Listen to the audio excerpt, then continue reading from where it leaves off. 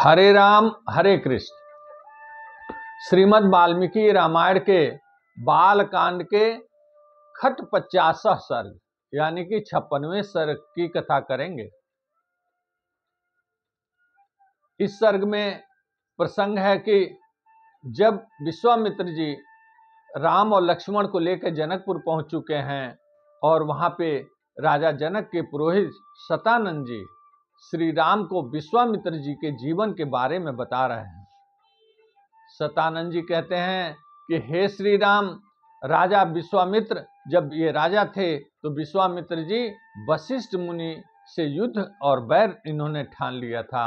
एक कामधेनु के कारण कामधेनु इन्होंने मांगी थी, वशिष्ठ जी ने मना कर दिया तो इन दोनों में युद्ध हुआ। युद्ध में इनके सारे सैनिक मारे गए। सभी सैनिकों के मारे जाने के पश्चात खिन्न होकर के, लज्जित होकर के और इनके 100 पुत्र भी मारे गए विश्वामित्र जी के। तो अपने एक पुत्र को, बचे हुए एक पुत्र को राजपाट दे करके ये हिमालय के पार्श्व भाग में चले गए और वहां पे इन्होंने तपस्या करके महादेव को प्रसन्न किया, भगवान शिव को प्रसन्न किया। भगवान शिव से वरदान में इन्होंने पृथ्वी पे जितने देवताओं, राक्षसों और यक्ष, किन्नर, नागों के पास जितने भी अस्त्र होते हैं उन सभी अस्त्रों को मांगा इन्होंने और सभी अस्त्र लेकर के पुनः विश्वामित्र जी के आश्रम में युद्ध करने की इच्छा से आते हैं। आश्रम में आते ही पुनः राजा विश्वामित्र ने वशिष्ठ मुनि को ललकारा कि रे खड़ा रह, खड़ा रह। महामुनि वशिष्ठ भी अब अपने एक दंड को लेकर, एक डंडे को लेकर के, जो ब्रह्म दंड था उनका, अपने ब्रह्म दंड को लेकर के और ललकारते हैं वशिष्ठ जी। विश्वामित्र जी कहते हैं कि रे अधम क्षत्रिय, तू आ, अब तू मैं खड़ा हूं और तू जो भी कर सकता है कर ले, और तेरे अस्त्रों को भी देखता हूं, तेरे घमंड को मैं चूर चूर करूंगा और देखता हूं मैं तेरे अस्त्रों में कितना बल है, आज मैं तुझे दिखा दूंगा। विश्वामित्र जी कुपित होकर के सबसे पहले अग्नेयास्त्र का प्रहार करते हैं, अग्नेयास्त्र छोड़ देते हैं वशिष्ठ जी पर।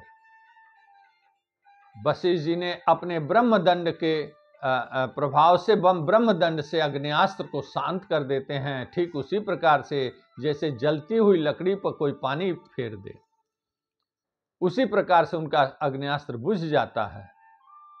उसके बाद विश्वामित्र जी पुनः अपने पाशुपत अस्त्र, ऐन्द्र, वारुण और रौद्र और ऐसिक, इन अस्त्रों का प्रयोग करते हैं वशिष्ठ जी के ऊपर। पुनः वशिष्ठ जी अपने ब्रह्मदंड के द्वारा उन सभी पाशुपत अस्त्र, ऐन्द्र और ऐसिक और रौद्र नामक अस्त्रों को शांत कर देते हैं।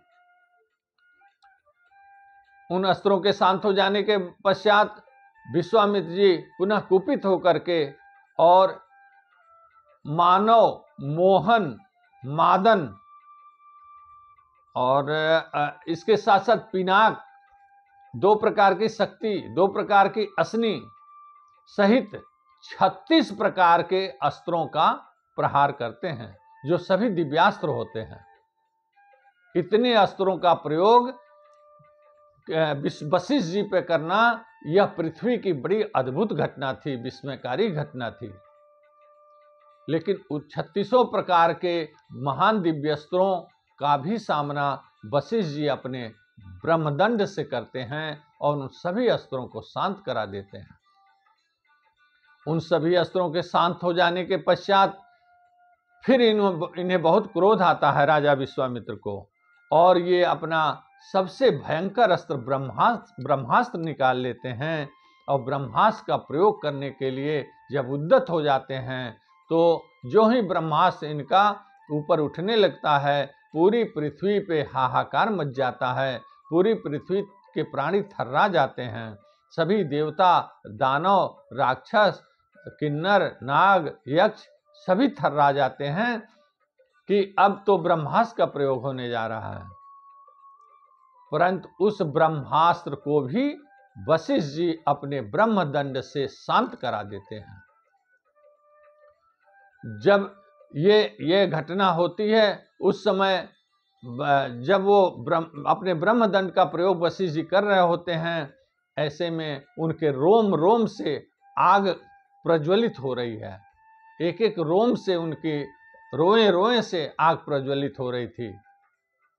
ब्रह्मास्त्र के शांत होने के पश्चात वशिष्ठ जी के आश्रम के सारे मुनिगण इकट्ठे होते हैं और वह वशिष्ठ जी के पास आते हैं और सब हाथ जोड़ के प्रार्थना करते हैं कि हे मुनि श्रेष्ठ, हे मुनिवर, अब इस समय विश्वामित्र जी के सभी अग्नियास्त्र और सभी तरह के अस्त्रों को शांत करा देने के कारण वह यह युद्ध हार चुके हैं। विश्वामित्र जी युद्ध हार चुके हैं और आपका बल अमोघ है और आपकी जीत हो चुकी है। अतः हे मुनि, अब आप शांत हो जाइए और इस पृथ्वी को राहत दीजिए। इस पृथ्वी पे सभी लोग भय के मारे थर्राए हुए हैं। अतः आप अपने क्रोध को शांत कीजिए और अपने ब्रह्म तेज से अपने इस क्रोध को समेटिए। इतना सुनने के पश्चात महामुनि वशिष्ठ अपने क्रोध को शांत करते हैं और वह पुनः अपने आश्रम में आकर के आराम करने लगते हैं। इधर विश्वामित्र जी यह घटना देखने के पश्चात वह बड़े खिन्न होते हैं और कहते हैं कि इस क्षत्रिय बल पे और सारे अस्त्रों पे अगर भारी कोई है तो वह ब्रह्म बल है। क्षत्रिय बल से बड़ा तो ब्रह्म बल है।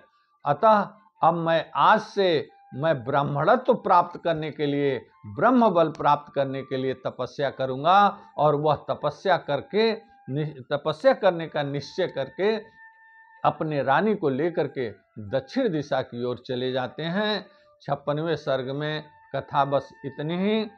अगले सर्ग में हम 97वें सर्ग में अगली कड़ी में अगली कथा कहेंगे।